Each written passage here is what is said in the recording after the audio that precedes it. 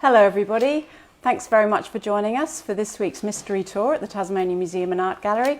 My name's Kate and first of all I would like to take this opportunity to acknowledge and pay respect to the First Nations community, the Tasmanian Aboriginal community, who are the traditional owners and continuing custodians of this land. We're here on Moomarina land. So today we're in a very special place. We're across the river from the city site in Hobart, for those of you that know Hobart, and we're here to meet Dr. Cathy Byrne, so follow me.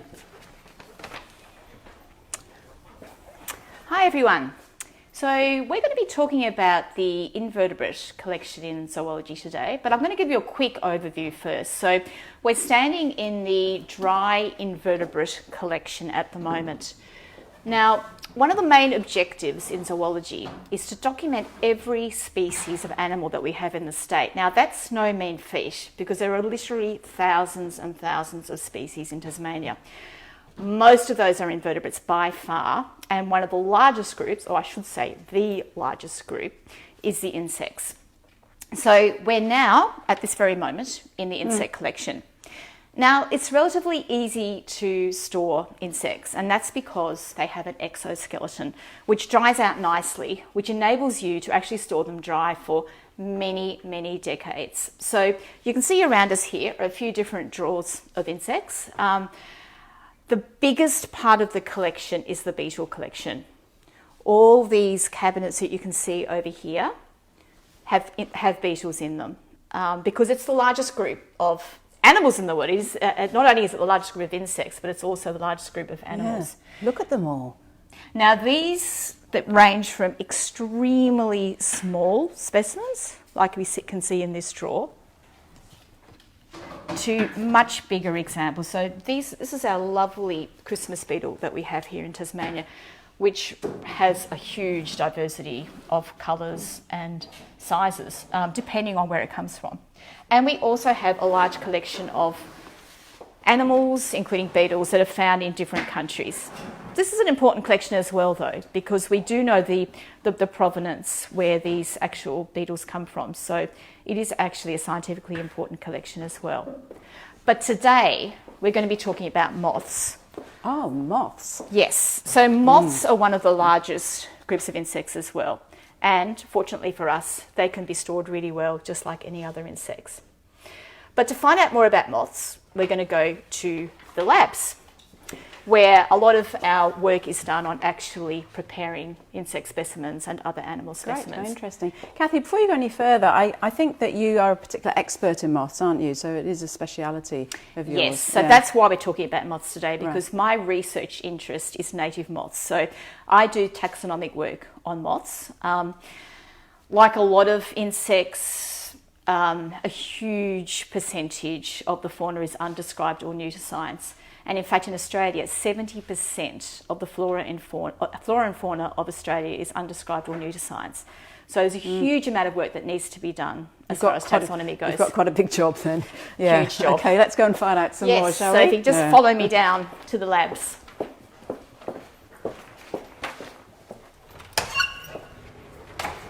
Okay. We have a few different labs in TMAG.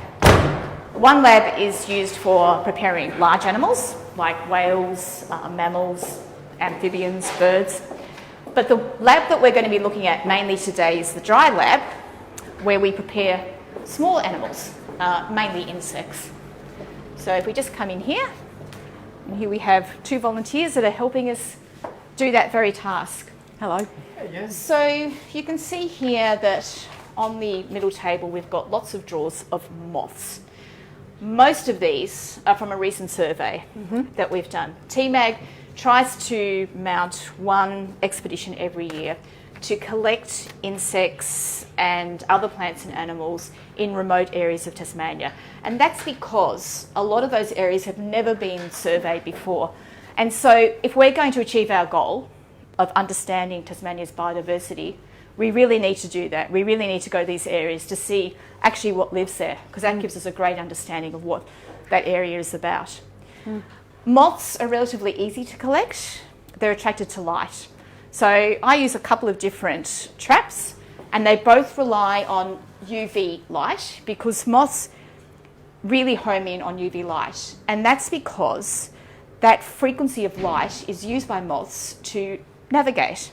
When they're flying around at night, because moths are mostly nocturnal, they rely on finding the lightest part of the sky, which is just above the horizon. So that's how they navigate at night. So fortunately for me, I don't run around the countryside with a net. All I need to do is set up a light trap at night, and that allows me to collect the different species that are found in a particular area.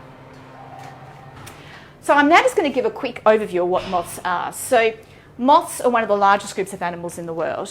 There's around about 180,000 species, but a lot of those, around about a third of that number again, is undescribed or new to science. There's a few reasons why moths are such a successful group. Lepidoptera, which is the order of insects that moths and butterflies belong to, means scaled wings. Now, scales do a number of different things. One is that they're really good at insulation.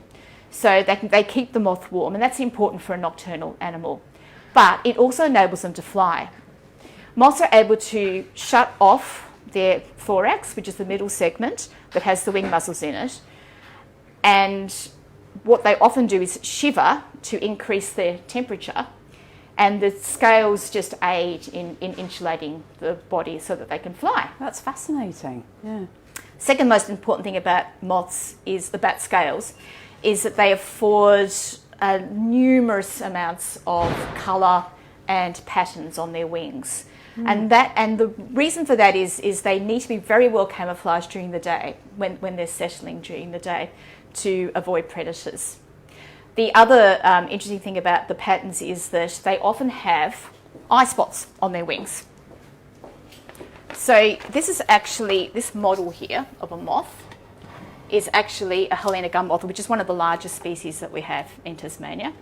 The actual specimen sitting in the drawer over here. Well, that's good. So it's not actually that big, Cathy. Very definitely not that big. So that's the wingspan's around about 10 centimetres, yes. I guess. But you can see the large eye spots on the wings. These here. So when this moth is disturbed by a predator, for instance, it will raise up its forewings and reveal the eye spots on the hind wing. And sometimes you can actually see little peck marks where a bird has tried to actually bite the moth so that it can eat it, but has been warded off successfully, hopefully. While we're looking at this beautiful model that we have here, you can see the antennae here. This is one of the main differences between moths and butterflies. So you will never see branched antennae in a butterfly. Now, these branched antennae are used by the male moth to detect pheromones of the female. Moths have the best sense of smell of any animal. So good, in fact, that they've found that the male of a silk moth, for instance, can detect one pheromone of a female at a distance of 10 kilometres. 10 kilometres? 10 kilometres. It's quite amazing. That is very important for a nocturnal animal because they need to be able to find mates easily and quickly. Of course. You showed me, I found that amazing. I had no idea that moths had such an incredible sense of smell. And you showed me this map earlier, Cathy, which for those of us living in Hobart, it shows central Hobart here, and this circle around the outside is the 10-kilometre radius. So what you're saying is a moth in central Hobart could actually smell a moth in Kingston or a moth in Claremont. Yes, that's right. That's quite almost amazing. Unbelievable. Yeah, so all the female has to do is just emit her pheromones, and she'll be rewarded with lots of male suitors quite quickly. I wanted to dispel a few myths about moths as well. And one is that often people think that moths are just ugly and brown and nowhere near as beautiful as their cousins, the butterflies. But in fact, butterflies are actually moths. They're just a particular group of moths. They're a discrete group, but for all intents and purposes, they are actually moths. Now, I have this specimen here. Kate, what do you think that is? Is it a moth or a butterfly? Well, to my uninitiated mind, I would say that's a butterfly. Yeah, it is actually a moth. Yeah, I so thought you might say that. So it is a good demonstration of how beautiful moths are. But of course, if we look at any of these specimens here, we can see that there is, these are actually butterflies, but all the rest of the specimens are actually moths. So you can see that in reality there are a lot of beautiful moths. And I guess the thing is people don't normally see them. Can I just ask, this one you just showed me, that's presumably not from Tasmania because of its bright colouring. Yes. Well, yeah, except that, that's a particularly good example of a brightly coloured moth, and day-flying moths in the tropics are often extremely brightly coloured. But, if we have a look at, for instance, these beautiful green moths here, they're still beautifully coloured and patterned moths. It's just that we don't see them because they're nocturnal. Yeah. So people aren't exposed to the breadth of diversity that moths are. Often when I'm talking to moths, the only moth they've ever heard of is a clothes moth. Now, we have a moth here it's not actually a clothes moth, but it's closely related. So people often say quite disparaging things about moths, like they're just ugly and brown and eat clothes. But in reality, there's only one species that does that. Most species of moths are very, very important in the environment and do fairly benign things, such as eating plants and little else. But and they're also extremely important as pollinators and recycling nutrients from plants, turning plant nutrients into proteins.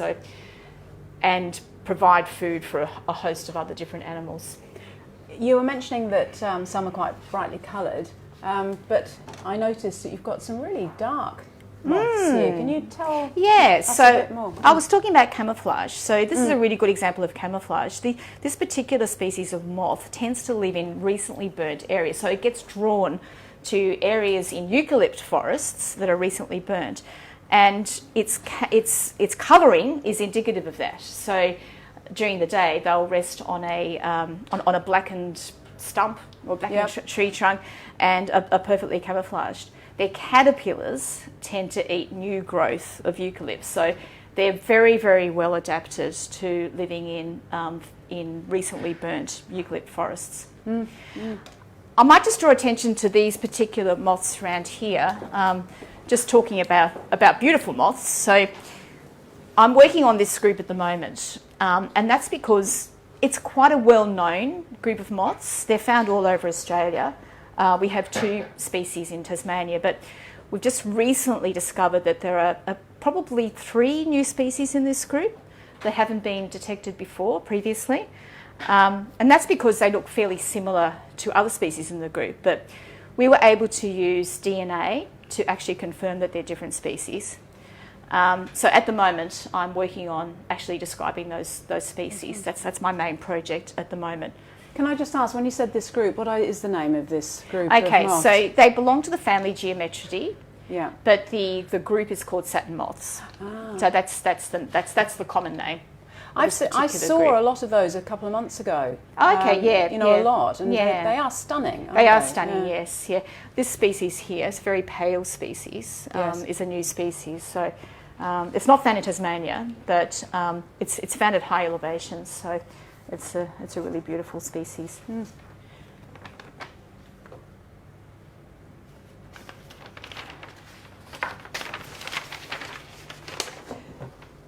So I was talking about the reasons, I was talking about scales in particular. One of the other important things that scales are used for is escaping spider webs.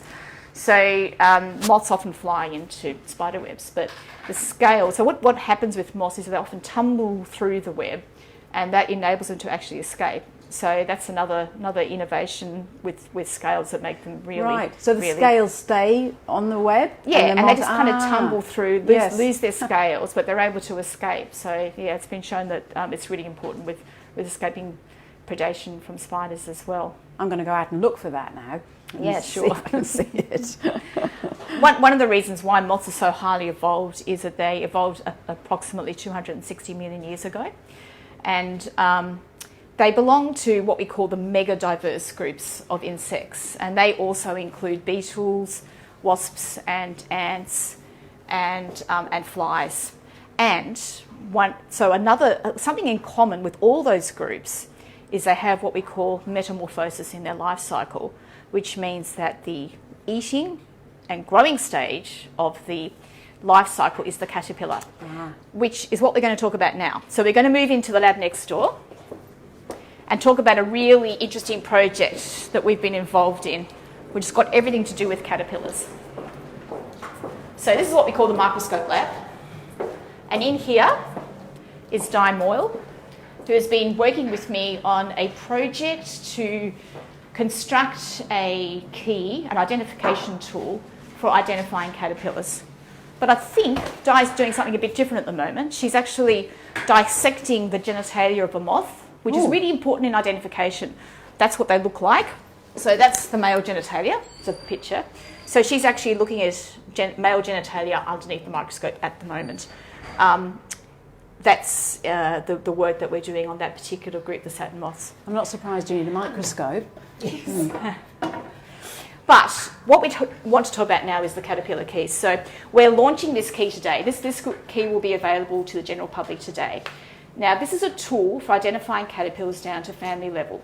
It's not easy to identify caterpillars. There's not much information available. There's little known about caterpillars. We know much more about the adult moths than the caterpillars. So we've constructed a key here that will make identification much easier down to family level. So the way this key works, and it's constructed so that someone without technical knowledge can use it. So we have chosen features in caterpillars that are easily identifiable, and it works on a process of elimination to arrive at an identification. So, for instance, if we just get up a picture of a caterpillar. This one collected within Australia, uncommon external features, and if we go with this one, because it's very uncommon, and these are modified final legs on the final segment, and there's a couple of images within that. This is an Australian species that, while it doesn't have as long legs, it does have enlarged A10 Pro legs, so they fit together. And if we click that, it brings us down to just 4 families. So what Di was explaining then was that normally, if you've got a caterpillar that's unusual, you can immediately home in on the unusual characteristics. So in this case, it's got very strange looking processes on the end of its abdomen. That, if you click on that feature in the key, it will get you to that particular family almost immediately. Not all caterpillars are as easy to identify, but if you use a combination of many different features, you will hopefully get to the feature that will enable you to arrive at an identification of your caterpillar. So if we unclick that, then all the families are back, and I click that one, it brings us right down to a single family. So within 2 or 3 selections, we have a family. Now, why identify caterpillars? Okay, now for a start, very important for biosecurity. Caterpillars eat plants, so that automatically brings them into conflict with humans because they eat our crops. So often, caterpillars come into Australia and can cause huge problems in agriculture. So it's very important for the biosecurity guys on the front line to be able to quickly identify caterpillars that they may see coming in. They can use this tool and other tools as well. It's a tool that's part of their arsenal to quickly identify species, but also of interest to the public. So people are more and more seeing animals in their environment that they want to photograph and identify. So we've designed this key so that it can be used by the general public.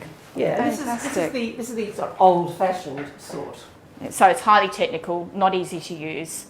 The key that we've designed is hopefully much easier for people to use. No, I'll definitely be having a go at that. So you're saying I'll be able to find it on the Tasmanian Museum and Art Gallery's website a little later today, in fact? That's right. So 2 o'clock today, that key will be available. It's a significant for everyone day, to use. Freely available online. Yeah, exciting. Yeah. Fantastic. Well, I think that's all we've got time for today. So there's obviously so much more to know about moths. Thank you so much, Cathy, for your expertise and fascinating, showing us around, because I've learnt so much again. Thank you too to Di for showing us how to use the key.